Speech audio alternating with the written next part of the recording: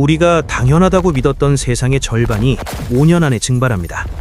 매일 아침 눈 뜨면 습관적으로 켜는 스마트폰 속의 그 거대 기업들, 영원할 것 같던 그 이름들이 이제는 생존을 장담할 수 없는 처지가 된 겁니다. 마치 백악기 말기 거대한 운석이 떨어지고 있는데도 여전히 풀을 뜯고 있는 공룡들처럼 말이죠. 지금 실리콘밸리의 공기는 우리가 느끼는 것보다 훨씬 더 살벌합니다.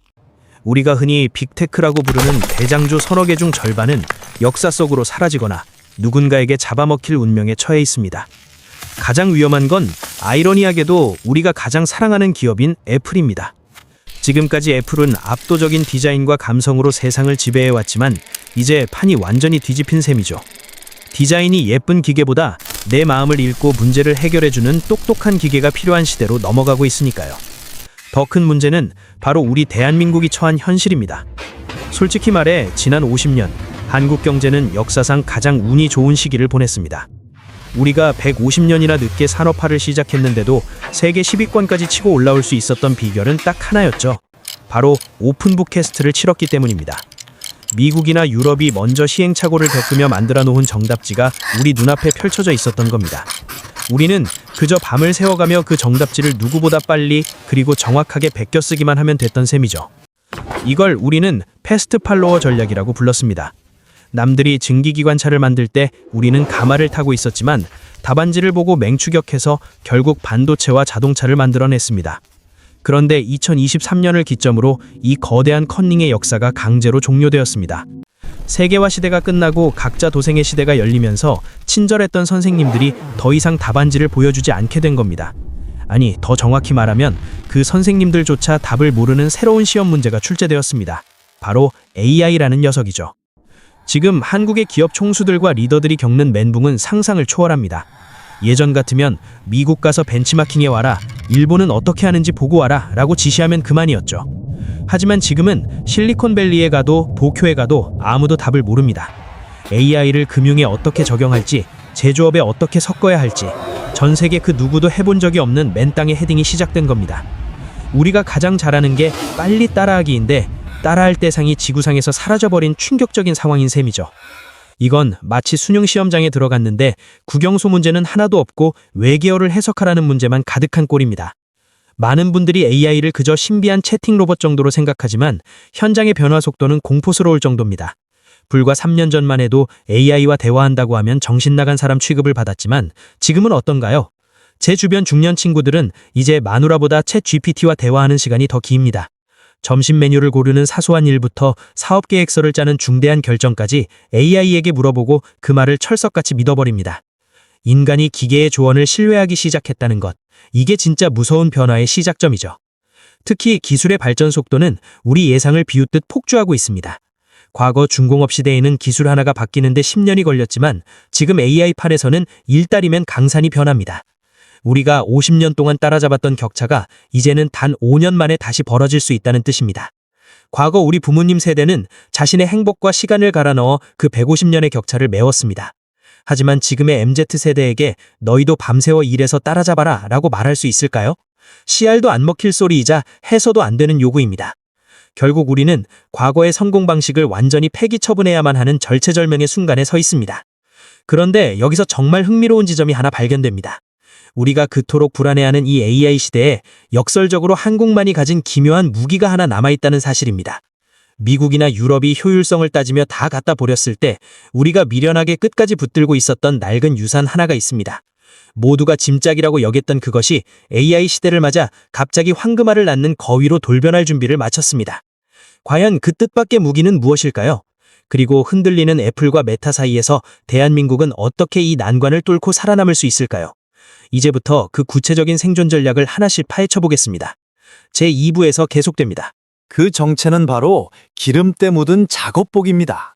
우리가 선진국이 되겠다며 그토록 벗어던지고 싶어 했던 제조업, 즉 물건을 직접 만드는 능력이 역설적으로 AI 시대의 가장 강력한 무기가 된 셈이죠. 많은 사람들이 AI라고 하면 번쩍거리는 데이터 센터나 세련된 챗봇만 떠올립니다. 하지만 진짜 승부처는 모니터 화면 밖, 즉 우리가 발을 딛고 사는 현실 세계로 넘어오고 있습니다. 이걸 전문 용어로 피지컬 AI라고 부릅니다. 지금의 챗 GPT는 시를 쓰고 그림을 그리는 데는 천재지만 막상 로봇 몸체에 집어넣으면 술 취한 유아처럼 비틀거립니다. 물병 하나를 집어드는 단순한 동작조차 로봇에게는 고등 수학을 동원해야 하는 기적에 가까운 일이니까요. 인간은 생각 없이 쓱 집어들지만 로봇은 어깨 관절 각도부터 손가락 압력, 물병의 미끄러움까지 수천 가지 변수를 미분방정식으로 풀어내야만 합니다. 그러다 보니 계산하다 지쳐서 넘어지고 힘 조절을 못해 물병을 터트리기 일쑤였죠. 그래서 엔지니어들은 전략을 완전히 바꿨습니다. 수학 공식을 입력하는 대신 그냥 사람이 하는 걸 보여주고 너도 똑같이 따라해라고 가르치기 시작한 겁니다. 테슬라가 로봇을 가르칠 때 가상현실 고글을 쓴 사람을 투입해서 하루 종일 물건을 옮기게 하는 이유가 바로 여기에 있습니다. 그런데 여기서 미국과 유럽이 치명적인 약점을 드러내고 맙니다. 그들은 지난 30년 동안 공장을 죄다 중국이나 동남아로 보내버렸거든요. 막상 로봇에게 용접하는 법이나 정밀 조립하는 법을 가르치려니 그걸 제대로 시연할 숙련공이 씨가 말라버린 겁니다. 지금 미국 공장에서 로봇을 가르치는 건 대부분 아르바이트생들입니다. 평생 용접봉 한 번 잡아본 적 없는 대학생이 고글을 쓰고 로봇에게 용접을 가르치는 촌극이 벌어지고 있는 셈이죠. 당연히 그 로봇은 아마추어의 어설픈 동작을 그대로 학습하게 됩니다. 반면 대한민국은 어떤가요? 우리는 울산, 창원, 거제도에 가면 30년, 40년 동안 배를 만들고 자동차를 조립해온 살아있는 인간 문화재들이 가득합니다. 이분들의 손기술은 교과서에도 없고 구글 검색으로도 절대 찾을 수 없는 귀한 데이터입니다. 이것이 바로 대한민국이 가진 데이터 광산의 실체입니다. 챗 GPT가 학습한 텍스트 데이터는 인터넷에 널려 있어서 누구나 긁어갈 수 있는 공공재에 가깝습니다. 하지만 베테랑 영접공이 불꽃을 튀기며 미세하게 손목을 꺾는 그 찰나의 노하우는 오직 현장에만 존재하죠. 만약 우리가 이 숙련공들의 움직임을 데이터로 저장해서 AI에게 학습시킨다면 어떻게 될까요? 전 세계 어떤 나라도 흉내낼 수 없는 고품질의 제조업 AI 모델을 손에 쥐게 되는 겁니다. 미국은 반도체 설계도와 자본을 무기로 삼고 중국은 희토류를 무기로 삼아 전 세계를 줄세우고 있습니다. 우리는 그동안 이 거인들 사이에서 눈치만 보며 살아왔지만 이제는 숙련된 움직임 데이터라는 새로운 협상 카드를 쥐게 된 것이죠. 미국이 아무리 돈을 쏟아부어도 하루아침에 30년 경력의 장인을 만들어낼 수는 없으니까요. 이건 시간이 빚어낸 유산이자 우리가 땀 흘려 지켜온 제조업의 보상인 셈입니다. 그러나 여기에는 정말 무서운 시한폭탄이 하나 숨어 있습니다. 이 기회의 창문이 영원히 열려 있지 않다는 냉정한 사실 때문입니다. 우리 산업 현장을 지키는 베테랑들은 이제 대부분 은퇴를 앞두고 있습니다. 이분들이 현장을 떠나는 순간 그 머릿속과 근육에 저장된 40년의 노하우는 공중으로 증발해버리고 맙니다. 우리에겐 시간이 얼마 남지 않았습니다. 지금 당장 고글을 씌우고 그들의 움직임을 기록하지 않으면 대한민국을 먹여 살릴 마지막 동아줄이 끊어질지도 모릅니다. 상황이 이런데도 정작 우리는 엉뚱한 곳에서 헤매고 있습니다. 거대 기업들이 데이터 센터를 짓겠다며 수조 원을 쏟아붓고 있지만 정작 그 안을 채울 우리만의 데이터가 무엇인지는 고민하지 않는 듯합니다. 남들이 하는 대로 거대 언어 모델만 따라하다가 가랑이가 찢어질 것인지 아니면 우리만 할 수 있는 몸쓰는 AI로 판을 뒤집을 것인지 결정해야 할 때가 왔습니다. 과연 대한민국은 이 골든타임을 놓치지 않고 낡은 공장을 최첨단 AI 기지로 탈바꿈시킬 수 있을까요? 아니면 그저 과거의 영광을 추억하며 녹슨 깅해들과 함께 서서히 잊혀질까요? 이제 마지막 남은 5년, 우리의 운명을 가를 시나리오가 펼쳐집니다. 제3부에서 계속됩니다. 상상하기 싫지만 우리가 이 골든타임을 놓친 5년 후의 미래는 꽤나 끔찍할지도 모릅니다. 울산과 포항의 공장들은 텅 비어버리고 그 자리를 외국계 로봇들이 차지하고 있을 테니까요. 더 무서운 건 우리가 평생을 바쳐 만든 배와 자동차를 조립하는 방법조차 미국 기업의 서버에 접속해서 돈을 내고 다운로드 받아야 하는 상황입니다. 이걸 전문용어로 데이터 식민지라고 부르는데 내 땅에서 농사를 짓는데 씨앗값을 남에게 바쳐야 하는 디지털 소작농 신세로 전락하는 셈이죠. 과거에는 땅을 뺏기면 나라를 잃는 거였지만 이제는 데이터를 뺏기면 영혼까지 저당 접히는 시대가 된 겁니다. 하지만 반대로 우리가 이 마지막 기회를 꽉 잡는다면 이야기는 완전히 달라집니다. 지금 은퇴를 앞둔 베테랑 엔지니어들에게 VR 고글을 씌우고 그들의 손끝 감각을 디지털로 박제하는 프로젝트를 상상해 보십시오. 이건 단순한 기술 저장이 아니라 대한민국의 산업 역사를 디지털 문화재로 승화시키는 거대한 작업이 될 겁니다.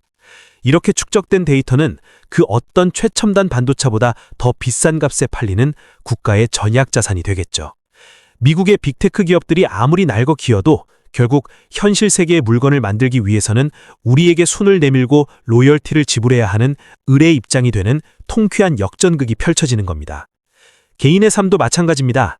많은 분들이 AI가 내 일자리를 뺏을까봐 밤잠을 설치며 걱정하고 계시죠. 하지만 냉정하게 말해서 AI는 당신의 일자리를 뺏지 않습니다. 진짜 당신을 위협하는 건 AI 그 자체가 아니라 AI를 기가 막히게 잘 다루는 옆자리 동료일 뿐입니다. 과거 엑셀이 처음 나왔을 때 주판을 튕기던 사람들이 설 자리를 잃었듯이 이제는 AI라는 도구를 내 손발처럼 부리는 사람만이 살아남는 새로운 계급 사회가 열리고 있는 셈이죠. 이제 우리는 정답을 맞히는 사람에서 질문을 던지는 사람으로 진화해야 합니다. 지난 수십 년간 우리는 주어진 문제를 누가 더 빨리 푸는지 경쟁하며 살아왔습니다. 하지만 AI 시대에 정답은 0.1초 만에 튀어나옵니다. 중요한 건 어떤 답을 원해? 라고 AI에게 정확한 질문을 던질 수 있는 설계 능력과 통찰력이죠. 마치 오케스트라 지휘자가 악기 하나하나를 다 연주할 필요는 없지만 전체적인 화음을 조율해야 하는 것처럼 말입니다. 이제 당신은 기계 부속품처럼 일할 것인지 아니면 수많은 AI 비서들을 거느린 지휘자가 될 것인지 선택해야만 합니다.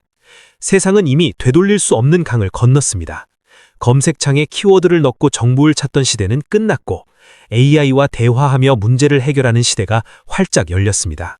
이 거대한 파도 앞에서 멍하니 서 있으면 휩쓸려 익사하겠지만 서핑보드에 올라탄다면 그 파도는 우리를 더 멀리, 더 빠르게 데려다줄 동력이 될 겁니다. 우리가 가진 제조합의 DNA와 빨리빨리 문화가 AI라는 날개를 만났을 때 대한민국은 또 한 번 세계를 놀라게 할 잠재력을 가지고 있습니다. 결국 미래는 기술이 아니라 그 기술을 대하는 우리의 태도에 달려있는 셈이죠. 5년 뒤 당신은 AI가 시키는 일을 하고 있을까요? 아니면 AI에게 일을 시키고 있을까요? 선택은 오롯이 당신의 몫입니다.